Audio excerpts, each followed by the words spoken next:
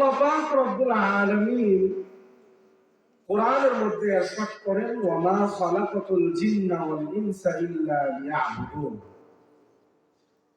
আয়াতের তাফসীরে তরজমায় আল্লাহ পাক বান্দাদেরকে উদ্দেশ্য করে, আমাকে আপনাকে উদ্দেশ্য করে বলতেছেন, বান্দা, এই যে এত বিশাল দুনিয়া আমি বানাইলাম, আসমান জমিন, 7 আসমান 7 জমিন বানাইলাম, এর মধ্যখানে 18,000 মাখলুকাত সৃষ্টি করলাম, এর চাইতে সবচাইতে দামি আশরাফুল মাখলুকাত হিসাবে তোমাকে বানাইলাম। কেন রে বান্দা? ওমা খালাকাতুল জিন্না ওয়াল ইনসা ইল্লা লিয়াবুদুন। আল্লাহ বলছেন, বান্দা, তোমাদেরকে বানাইছি আমি আল্লাহর ইবাদত করার জন্য। বলেন সুবহানাল্লাহ। এখন এই যে আয়াতের মধ্যে আল্লাহ উল্লেখ করছেন আমাকে আর আপনাকে আল্লাহ ইবাদত করার জন্য বানাইছেন। আমরা দুনিয়ার পিছনে যেভাবে অন্ধের মতো দৌড়াইতেছি, ইবাদত যতটুকু করা দরকার, আল্লাহকে যতটুকু স্মরণ করা দরকার, উনি যেই পথে চলতে বলছেন, নবী ও রাসূলদেরকে প্রেরণ করে আমাদেরকে যেই ইহদিনাস সিরাতাল মুস্তাকিমের পথ দেখায় দিয়েছেন, অন্ধের মতো দুনিয়ার পিছনে আমি আর আপনি দৌড়াইতেছি, আল্লাহর ইবাদত বন্দেগীটা ছেড়ে দিয়ে আল্লাহর ভুলে যায়। অনেকের প্রশ্ন হতেই পারে, হুজুর আল্লাহকে কেমনে ভুলে গেলাম? সারাদিনে তো এক ওয়াক্ত হলেও নামাজ পড়ি, একবার হলেও আল্লাহরে ডাকি, সেজদায় যখন যাই সুবহান রাব্বিয়াল আ'লা বলি, সুবহান রাব্বিয়াল আযীম বলি, নামাজের পরে সুবহানাল্লাহি ওয়া বিহামদিহি সুবহানাল্লাহিল আযীম বলি। প্রত্যেক কথায় তো মাঝে মাঝে আল্লাহর স্মরণ করি, ভুলে কেমনে গেলাম? ভুলে যাই তো হুজুর। শুধু আল্লাহর নাম নিলেই কি হয় না? আল্লাহকে স্মরণ করা হয় না।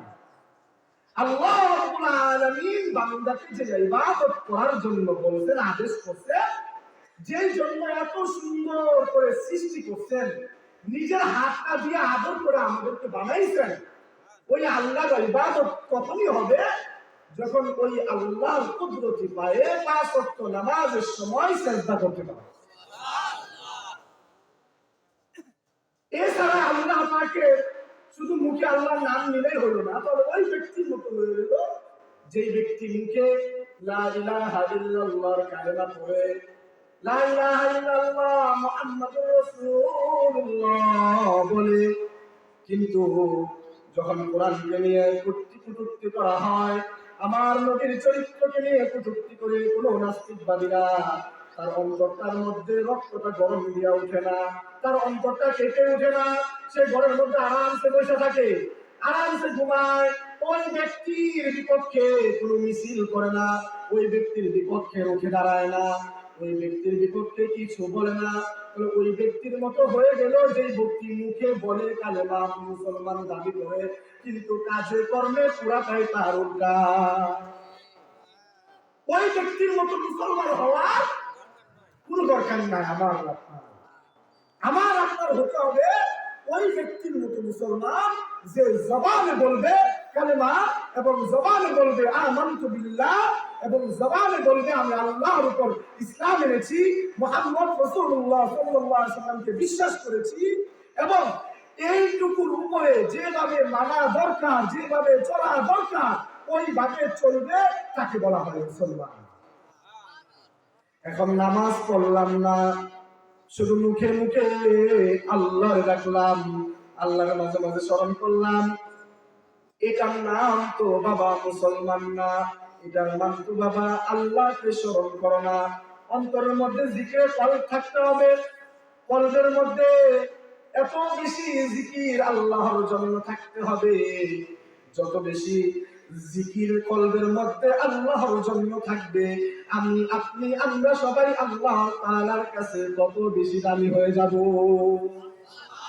আল্লাহর কাছে দামি হওয়ার জন্য এত সহজ উপায়, এত সহজ পন্থা আল্লাহ পাক আমার আপনার জন্য দিয়েছেন, এটা শুধুমাত্র শেষ নবী, আখিরে নবী, তাজদার মদিনা, সরদার আলম, সাইয়্যিদুল মুরসালিন, খাতামুন নবিয়্যিন, খাতামুল আম্বিয়া জনাব মুহাম্মদুর রাসূলুল্লাহ সাল্লাল্লাহু আলাইহি ওয়াসাল্লামের শেষ উম্মত হতে পারছি বিদায় এত বেশি ওয়াফা আমার। কেমন নবীর উম্মত? আমরা তো নবীকে ভালোবাসতে জানি না, শুধু মুখে বলি। নবীর বিরুদ্ধে কেউ কিছু বললে শুধু মুখে বলি এই করে ফেলবো সেই করে ফেলবো, কিন্তু কাজে কর্মে কিছুই নাই। ওলামায়ে কেরাম যখন ডাক দেন, দেখা যায় কিছু মানুষ ওই মিছিলের মধ্যে আমরা সম্পৃক্ত হই, আর কিছু মানুষ ঘরের মধ্যেই বসে থাকি। এমন আছে না নাই? বিশেষ করে আমি আমার এই প্রিয় যুবক ভাইদেরকে উদ্দেশ্য করে বলবো, প্রিয় যুবক ভাই, তুমি এমন একজন যুবক, যে যুবক নিজের জীবনে কিছু করবে এই নিয়ত করার সাথে সাথে আল্লাহ পাকের কাছ থেকে তার উপর রহমত নাজিল হয়। ওই কাজটা করার জন্য যদি সেটা ভালো কাজ হয়, ইসলামের কাজ হয়, দ্বীনের কাজ হয়, আমার নবীর পক্ষের কোনো কাজ হয়, কোরআনের পক্ষের কোনো কাজ হয়, আর কোন যুবক যদি ওই কাজ করার জন্য ইচ্ছা পোষণ করে, আল্লাহ পাক ওই যুবকের পিছনে আরো 10টা যুবককে দাঁড় করায় দেন। যুবকরা পারে না এমন কিছু দুনিয়াতে এই জিনিসটা যুবকরা আজও বুঝে। কমপক্ষে 5 আগস্টের পরে তো বুঝা দরকার ছিল। 17 বছরের ইতিহাসে কত কিছুই না হইল, কত রাত, কত দিন, সূর্য উঠলো ডুবলো, কত রাতে আমরা কত মিছিল না করলাম। শাপলা চত্বরের আগস্ট, শাপলা চত্বরের মিছিল হইল, আরো কত বড় বড় মিছিল, কত দল করলো, কেউ তো কিছু করতে পারলো না। আমার যুবক ভাইরা যখন দাঁড়াইলো, সবাই যখন একসাথে স্ফূর্ত হয়ে গেল, এক চুটকি মেরে 17 বছরের ইতিহাসকে বাড়ায় দিয়েছে যুবক ভাইরা। এটা কিভাবে সম্ভব? যুবকদের জন্য সম্ভব। এখান থেকে যদি আবার যুবক ভাইরা চেষ্টা করে, হিম্মত নেয়, সামনে দাঁড়িয়ে যায়, আজকে থেকে নিয়ে আবার এই গ্রামে কোন গ্রামের কনসার্ট হবে না, কোন খারাপ কাজ হবে না, কোন খারাপ কোনো কাজ করতে দেওয়া যাবে না। যদি আমার যুবক ভাইরা স্বতঃস্ফূর্তভাবে ইচ্ছা পোষণ করে, ইনশাআল্লাহ সামনে আর কোনোদিন এই গ্রামে কোন গানের কনসার্ট হবে না। কখন সম্ভব? যুবকরা যদি না। অথচ দুঃখের কথা কারে বলবো, যে যুবকরা এখানে এসে বয়ান শুনে ওই যুবকদেরকে দেখে গানের কনসার্টে সবার আগে। ও যুবক ভাই, এটা বাদ দেন না। আল্লাহ পাক যে বলতেছেন, ওয়া মা খালাকুতুল জিন্না ওয়াল ইনসা ইল্লা লিয়াবুদুন, বান্দারে আমি তোরে বানাইছি আমার ইবাদত করার জন্য। অনেক যুবক ভাই আছে এমন বলে, মাত্র বয়স তো 20, মাত্র 25, এখনই এত মরে যাওয়া আশঙ্কা করার কি দরকার? বিয়ে তো করি নাই, বাচ্চা কাচ্চা কিচ্ছু হয় নাই, বয়সটা 40 হোক, উমরা হস্তা করবো, তারপর এসে কি হয়ে যাবো, ফেরেশতা হয়ে যাবো। আসলে এমন কিছু মানুষ জুমার নামাজটা পড়ে দেখেন, সে কি বলতেছে, জাহান নামে যাওয়া এত সহজ না, কইলে কি জাহান নামে যাবে না? জুমার নামাজ পড়ছে না? জুমার নামাজ পড়লে কোনো কাজ হইব না। আল্লাহ পাক স্পষ্ট কোরআনের আয়াতে বলতেছেন, ওয়ামান আ'রাদা আন যিকরি ফাইন্না লাহু মাঈশাতান ওয়া নাহশুরুহু ইয়াওমাল কিয়ামাতি আ'মা।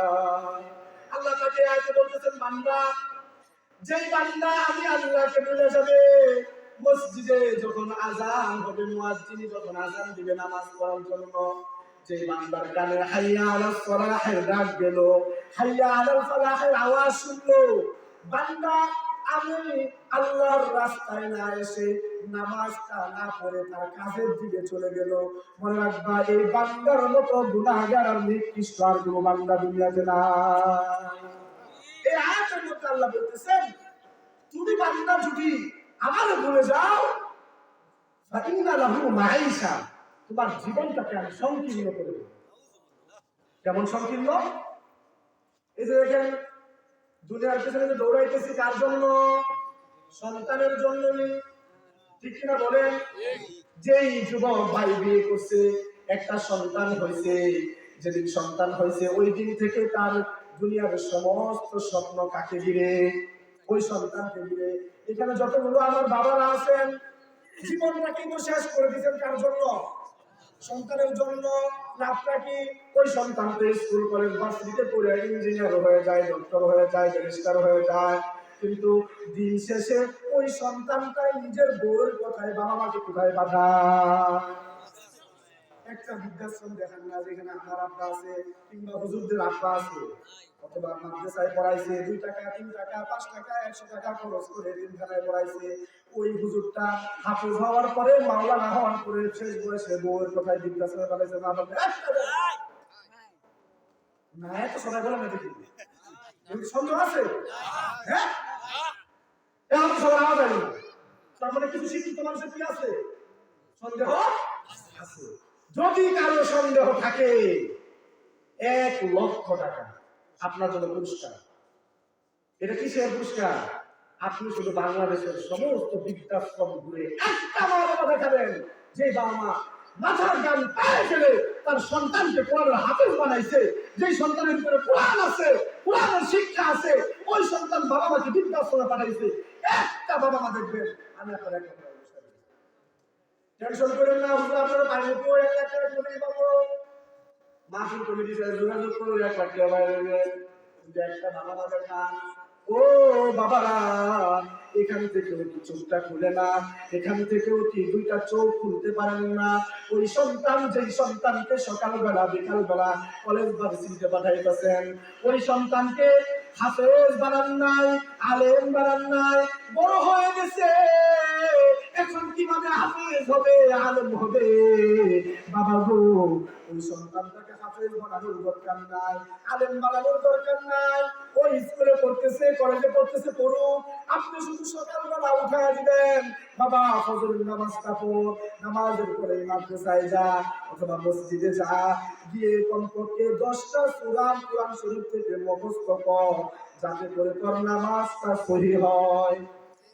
নামাজ যে সহিহ হবে, 5 ওয়াক্ত নামাজ পড়লে হবে। কয়জন বুকে হাত দিয়ে বলতে পারবেন হুজুর আমার কোরআনটা সহিহ আছে? কয়জন বাবা এমন আছেন? কয়জন যুবক ভাই এমন আছেন হুজুর আমার কোরআনটা সহিহ আছে? যে আল্লাহ আপনাকে এত নিয়ামত দিল, যে আল্লাহ আপনাকে এত সুন্দর করে বানাইলো, ওই আল্লাহর জন্য দৈনিক 1 ঘন্টা সময় দেওয়া যায় না? 1 ঘন্টা সময় কতটুকু? 1 ওয়াক্ত নামাজ পড়তে 10 মিনিট সময় লাগে, 15 মিনিট সময় লাগে। 5 ওয়াক্ত নামাজটা ঠিক রাখেন। এমন সংসার আছে যে সংসার ভিতরে স্ত্রী হাজবেন্ডের কথা শোনা না আসেনি?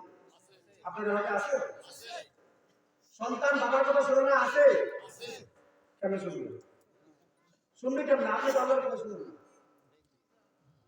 আল্লাহ রাব্বুল আলামিন বলতেছেন, যেই বান্দা ফজরের নামাজটা তাকবীরে উলার সাথে জামাতের সাথে আদায় করবে, আমি আল্লাহ তার পুরো সংসারের মধ্যে সুখ শান্তি বিরাজমান করে দেব।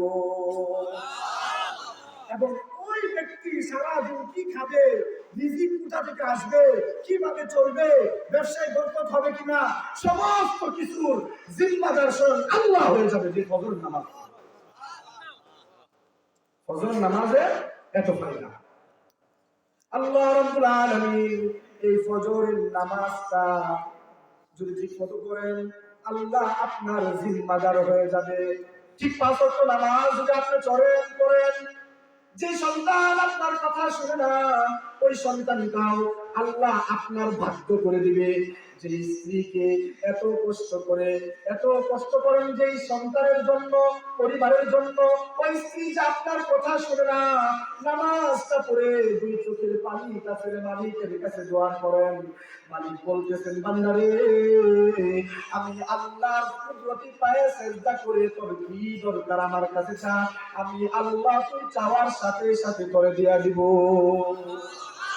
আপনি আল্লাহর ইবাদত করেন, আপনি আল্লাহকে স্মরণ করেন, আপনি আল্লাহকে বেশি বেশি কলবের মধ্যে জিকির করেন, আপনার স্ত্রীকে আপনার বাধ্য করে দিবেন কে? আল্লাহ। আপনার সন্তানকে আপনার বাধ্য করে দিবেন কে? আল্লাহ রাব্বুল আলামিন, ومن أعرض عن ذكري فإن له معيشة ضنكا ونحشره يوم القيامة أعمى আয়াতের মধ্যে মালিক বলতেছেন বান্দারে যেই বান্দাটাকে আমি 50-60 বছরের জিন্দেগি দিলাম, এত বেশি নিয়ামত দিলাম দুনিয়ার জমিনে, যখন তোমার অক্সিজেনটা 1-2 মিনিটের জন্য বন্ধ হয়ে যায়, ওই সময় তুমি যখন নিঃশ্বাসটা টানতে পারো না, তখন হাসপাতালে দৌড়ায় যাও, হাসপাতালের অক্সিজেন যখন মুখের ভিতরে লাগাও, ওই অক্সিজেনের প্রতিটা সেকেন্ডের দাম দিতে হয় কিনা? কিন্তু আল্লাহ যে আমার আপনারে এত সুন্দর স্বচ্ছ অক্সিজেন দিচ্ছেন, কোনদিন টাকা চাইছেন? কোনদিন টাকা চাই নাই। 2টা চোখ দিচ্ছেন এই সুন্দর দুনিয়াটাকে দেখার জন্য, জবান দিচ্ছেন মানুষের সাথে ভালো কাজ করার জন্য, ভালো কথা বলার জন্য, মাথার থেকে মুসলমানকে ভালো কাজের দিকে আদেশ করার জন্য। এক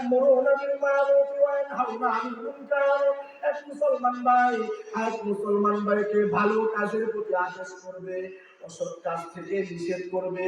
এই যে এত বেশি নিয়ামত আল্লাহ আমাকে আর আপনাকে দিচ্ছেন, 2টা কান দিচ্ছেন ভালো জিনিস শ্রবণ করার জন্য, আর আপনারা কি শ্রবণ করি? হ্যাঁ, যুবক ভাইরা কি করে? আমি প্রত্যেকটা যুবক ভাইকে আজকের এই প্রোগ্রাম থেকে বিশেষভাবে একটা অনুরোধ, এটা বিশেষভাবে বয়ানের আলাদা পাঠ। অনুরোধটা হলো, একটা সপ্তাহ আপনার হেডফোনে যেন 1 সেকেন্ডের জন্য কোনো গান না বাজে। কি বাজবে? ওয়াজ, মন চাইলে ওয়াজ শুনবেন, আর না হয় গজল শুনবেন এবং কোরআন তেলাওয়াত। একটা সপ্তাহ শুনে দেখেন, 1 সপ্তাহ পরবর্তীতে যদি আপনি একটা গান ওই হেডফোনে লাগাবেন, যদি এই কোরআন তেলাওয়াত আর গজলের চাইতে ওইটা বেশি মিষ্টি লাগে, এটা বাদ দিয়ে দেবেন। ওই দিন থেকে গান শুনবেন। একটা সপ্তাহ আপনাদের কাছে চাই, যুবক ভাইরা পারবেন ইনশাআল্লাহ? কে কে পারবেন? হাত তুলেন। কয়দিন চাইছি? বেশি চাই না যুবক ভাইরা। কয়দিন? একটা সপ্তাহ। আল্লাহর জন্য পারবেন না? একটা সপ্তাহ পারবেন তো যুবক ভাইরা? একটা সপ্তাহ আপনি শুধু হেডফোন লাগায় গান শুনবেন। আপনি যখন ঘুম আসে না, ঘুম আসতেছে না, কোরআন তেলাওয়াত ছেড়ে দেন। যেই কারিম তেলাওয়াত আপনার ভালো লাগে ওটাই শুনেন, রাসূলের গজল শুনেন। এইটা শুধু একটা সপ্তাহ শুনেন। কসম করে বলতেছি, যদি একটা সপ্তাহ পরে যদি আপনার গানটা লাগাইলে ওই গানটাই কোরআন তেলাওয়াতের চাইতে মিষ্টি লাগে, তাহলে হেডফোন দিয়ে সারা জীবনের জন্য কোরআন বাদ দিয়ে গানই শুনবেন। একটা সপ্তাহ শুনবেন, আল্লাহ তাআলা আপনার চিন্তাধারা, আপনার দেহ, আপনার রুচি সবকিছুকে পরিবর্তন করে দেবে এক সপ্তাহে। যুবক ভাইরা পারবেন তো ইনশাআল্লাহ? ঠিক আছে তো? পাক্কা? আল্লাহ পাক আমাদের যুবক ভাইকে এই 7 দিনের এই ওয়াদাটাকে পালন করার তৌফিক দান করুন। বলতেছিলাম আল্লাহ রাব্বুল আলামিন কোরআনের মধ্যে বলেন, ومن أعرض عن ذكري فإن له معيشة ضنكا। আপনার জীবনটাকে কেমন সংকীর্ণ করে দিবে যদি আল্লাহকে ভুলে যান, আল্লাহকে বেশি বেশি স্মরণ করেন না, নামাজে যান না, ইবাদত বন্দেগী করেন না, কেমন সংকীর্ণ করে দিবে? এমন সংকীর্ণ করে দিবে, ব্যবসা বাণিজ্যে দেখবেন বরকত নাই। এত টাকা উপার্জন করতেছেন, রাত্রিবেলা বালিশে যখন মাথাটা লাগাইছেন, হাই হুতাশ, কি যে নাই, কি যে নাই, কি এত টাকা কামাই নাই কেন, বরকত কোথায়? না, অথচ মসজিদের ইমামের দিকে তাকান, বেতন কত দেন? কত?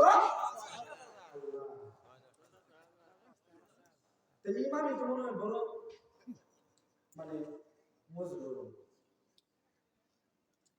6,000 টাকা দেন, আর আপনার ছেলে মেয়েরা অথবা আপনারা ইনকাম করেন 10,000 15,000, মাস শেষে যদি 20,000 টাকা দিও আপনার সংসার চলে না। ইমামের দিকে তাকায় দেখেন, ইমাম তো 6,000 টাকা দিয়ে সংসার চলায়, আর টাকা দেখতেছ না। হ্যাঁ, দেখবেন ইমামদের ব্যাংকে টাকা আছে, এটা তো টাকা সাথে দেন, জমায় না। আপনারা কোন না, এটা কি আপনার 20,000 হয়, 1,000 কেন হয়? সবাই বলেন কি?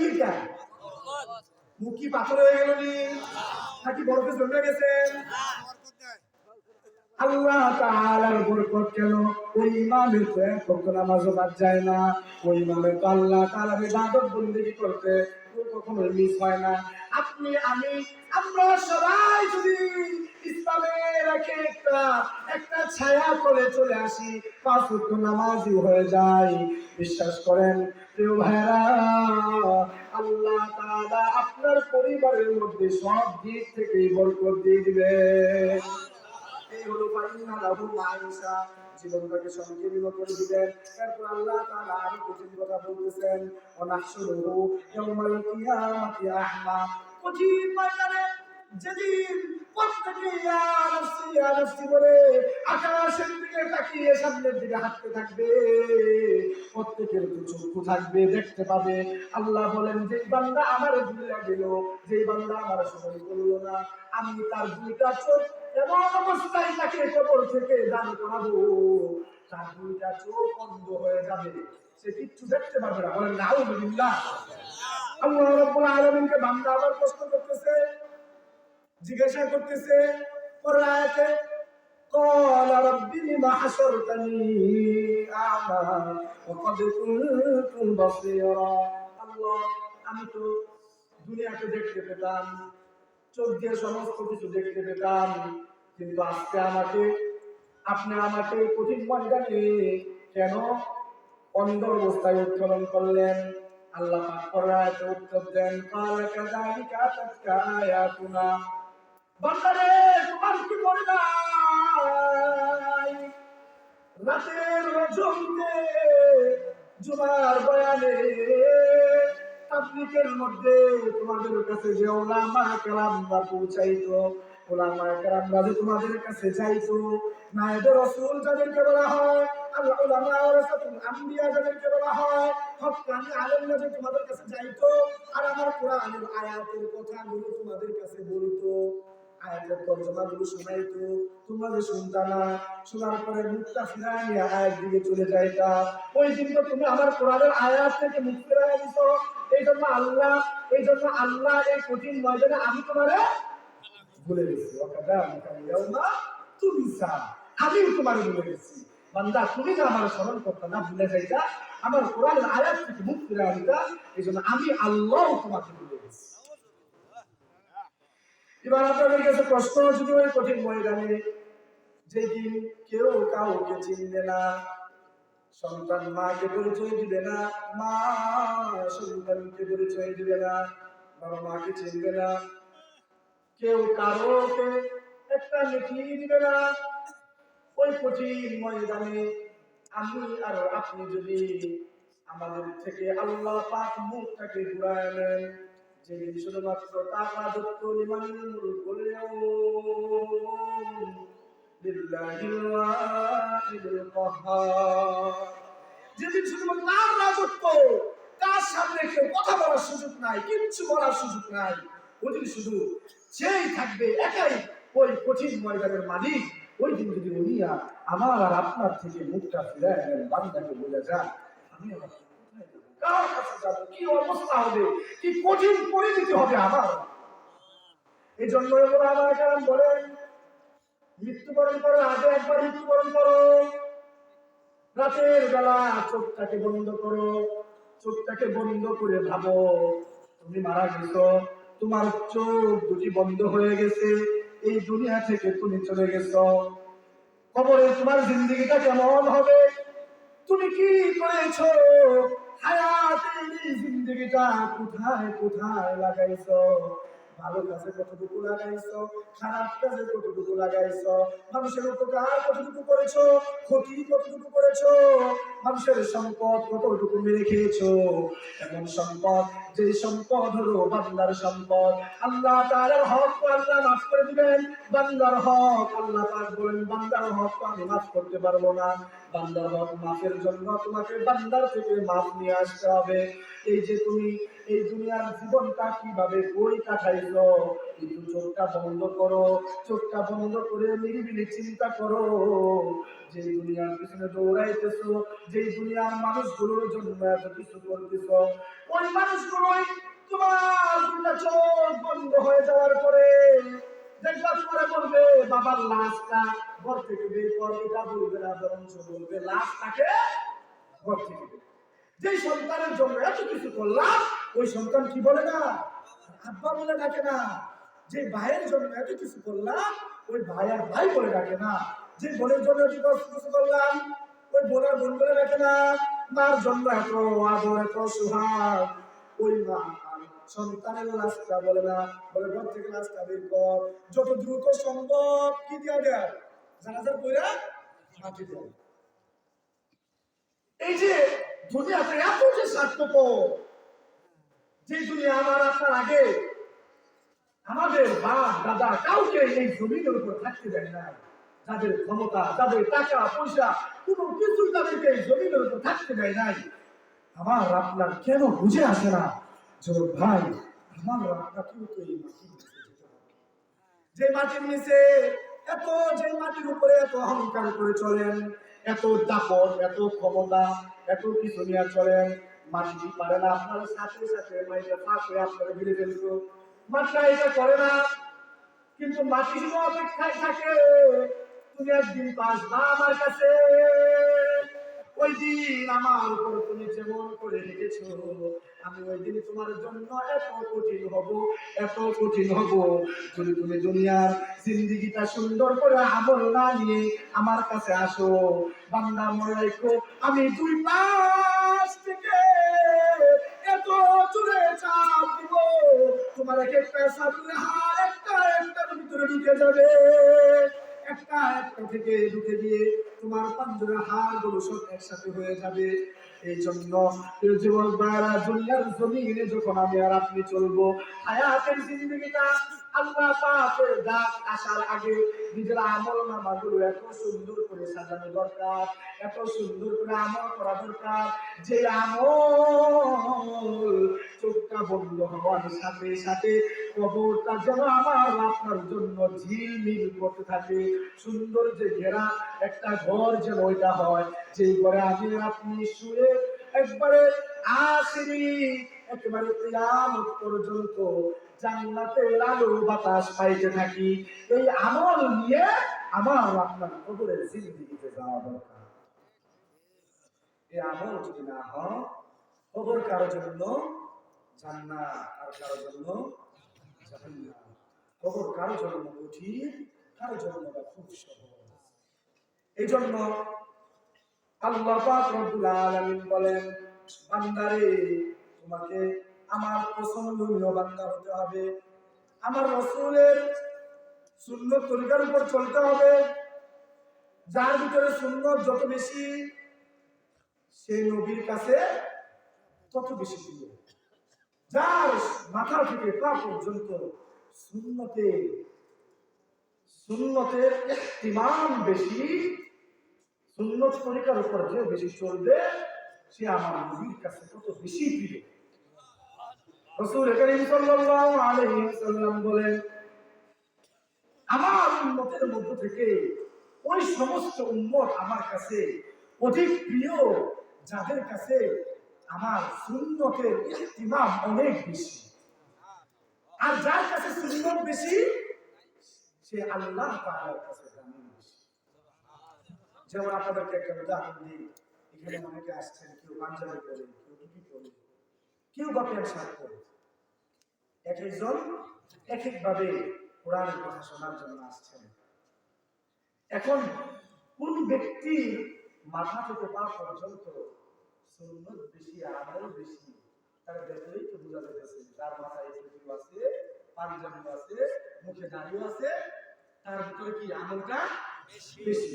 সে কার কাছে বেশি প্রিয়? আল্লাহ তাআলার কাছে বেশি প্রিয়। নাকি ওই হুজুর প্রিয়, যে হুজুরের সুর বেশি? হ্যাঁ, শুনে বলেন না কেন? নাকি ওই যে হুজুর সুন্দর গান করতে পারে, ওই হুজুর বেশি প্রিয় আল্লাহর কাছে? না, ওই হুজুর বেশি প্রিয় না।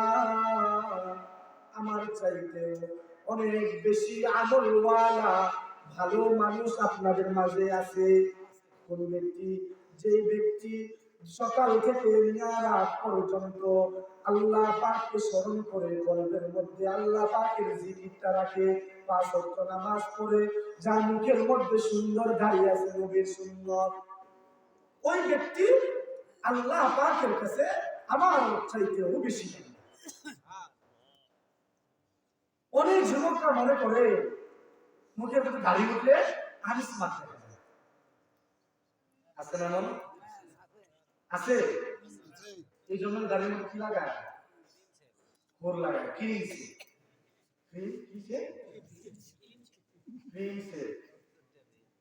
অথচ একজন আলেমকে দেখানো যে আলেমের দাঁড়িয়ে আছে, তার অসুন্দর লাগে।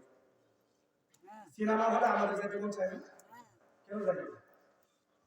তাকওয়াতে থাকতে হবে, আল্লাহর ভয় থাকতে হবে, আল্লাহর ভীরুতা থাকতে হবে না মনের ভিতরে। আল্লাহ আল্লাহ করি, মুসলমান দাবিও করি, আবার সিনেমা হলেও যাই। মাশাআল্লাহ, কত ভালো মুসলমান, নবীকে ভালোবাসি। অথচ নবী বলতেছে যে যে মুখে ঘুর লাগাইলো, দাড়ি কাটলো, সে আমার কলিজার ভিতরে ঘুর লাগাইলো। একজন মুসলমান পাগলেও তো বুঝে, পাগলেও তো পাগলের ভালোটা বুঝে। আমিও আপনি কেন বুঝি না? যে নবীকে এত ভালোবাসি, যে নবীকে এত ভালোবাসি, দাবি করি, ওই নবীকে, ওই নবী কষ্ট পায় এমন কাজ আমি আপনি সপ্তাহে আর 15 দিনে বারবার করতেছি। দাড়ি রাখার নিয়ত করেন কারা? যুবক ভাইরা, পারবেন ইনশাআল্লাহ? দাড়ি রাখেন, আল্লাহ তাআলা চেহারা নূরকে দেখবেন ভাই। দাড়ি রাখে, আল্লাহ তাআলা আপনার মুখের কথার মধ্যে নূর দিয়ে দিবে, বরকত দিয়ে দিবে। দাড়ি রাখেন, নবীর সুন্নতের ইহতিমাম করে, নবীর সুন্নতের উপরে চলে, আল্লাহ তাআলা আপনার জীবনটাকেই পরিবর্তন করে দেবে। এতক্ষণ যে বললাম, একটা কথা আমি বারবার বোঝানোর চেষ্টা করতেছিলাম, আল্লাহ তাআলাকে বেশি বেশি স্মরণ করা, আল্লাহকে বেশি বেশি স্মরণ রাখা এবং ওনাকে বেশি বেশি জিকির করা, ওনার নামকে বেশি বেশি কলবের মধ্যে জিকির থাকা এবং 5 ওয়াক্ত নামাজ বান্দা করে যাওয়া। আল্লাহ পাক, আমরা কি আজকের এই প্রোগ্রাম থেকে এই নিয়োগ করতে পারি? আল্লাহ কালকে থেকে আমরা প্রত্যেকেই 5 ওয়াক্ত নামাজ জামাতের সাথে করব, আশা করতে পারি তো আমরা ইনশাআল্লাহ? এই নিয়োগ করতে পারি তো আমরা সবাই? আল্লাহ আমাদের সকলকে 5 ওয়াক্ত নামাজ বানায় দেন, আমিন। 5 ওয়াক্ত নামাজ হয়ে যাক যুবক ভাইরা, 5 ওয়াক্ত নামাজি হন, আপনার জীবনে দেখবেন কোনো টেনশন থাকবে না, জীবনের কোনো সমস্যা থাকবে না। কোনো বালা মুসিবত থাকলে আল্লাহ তাআলা ওই বালা মুসিবতকে এই ইবাদতের দ্বারা কাটায় দিবেন। আপনার জেহেন কম, আল্লাহ জেহেনকে বাড়ায় দিবেন। পারিবারিক সমস্যা, আল্লাহ পরিবারের সমস্যাকে দূর করে দিবেন। আপনি পড়ালেখায় বরকত পাচ্ছেন না, আল্লাহ তাআলার কাছে নামাজ পড়ে দোয়া করেন, আল্লাহ তাআলা আপনার পড়ালেখায় বরকত দিয়ে দিবে। এই যে সামনে এসএসসি পরীক্ষা, তারপরে মেডিকেল পরীক্ষা, হুজুরদের কাছে দোয়া চাইতে হবে। হুজুরদের কাছে দোয়া চাইতে হবে কেন? তুমি মালিকের কাছে আগে চাও না, তুমি 5 ওয়াক্ত নামাজি হয়ে যাও না, তুমি 2 রাকাত নামাজ পড়ে সেজদা করে মালিকের কাছে চোখের পানি ফেলাইয়া 2টা হাত করে চাও না, দেখো আল্লাহ তাআলা তোমার পরীক্ষার রেজাল্ট দিবেন। সব সমস্যার সমাধান কোথায়? উলামা কেরাম হক্কানি আলেমরা বলেছেন, এই জামানায় সবচেয়ে বড় পীর কে জানেন? যে 5 ওয়াক্ত নামাজ জামাতের সাথে পীর। আপনার পীর কই বুঝেন? যে কবর আছে, টাকা পয়সা দেন, বুঝলেন পীর বুঝেন। লেঙ্গা বাবার মাঝখান, পীর বাবার মাঝখান, ওই বাবার মাঝখান, ওই যে আপনার পীর খুঁজে। আর একটা পীর তো আপনি নিজে 5 ওয়াক্ত নামাজ পড়েন না। আগে 5 ওয়াক্ত নামাজ পড়ে দেখেন, 1 মাস পরে দেখেন, 1 মাস পরে আইসে চেহারা এটা কেসে যায়। এই হলো নামাজ। নামাজ হলো এমন একটা ইবাদত, কাফির আর মুসলিম মুসলমানের মধ্যে তফাৎ করা হয় কি দিয়ে?